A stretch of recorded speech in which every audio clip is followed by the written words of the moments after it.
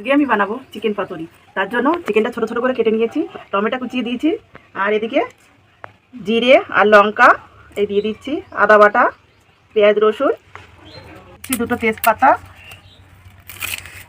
দিয়ে দেবো স্বাদ মতো লবণ, সর্ষের তেল।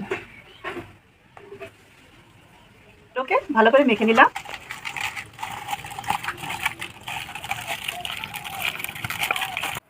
এবার দিয়ে দেবো ধনেপাতা কুচি।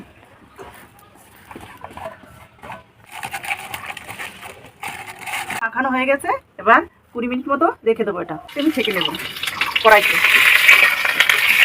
গরম মশলা করে দিয়ে মাংসটা এবার কলা এইভাবে সাজিয়ে নেবো কলা পাতা দিয়ে।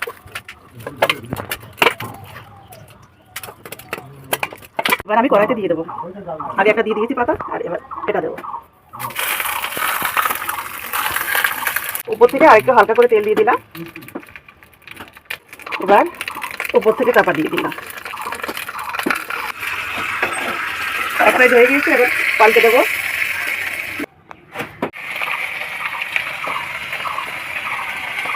রেডি আমার চিকেন পাতুরি।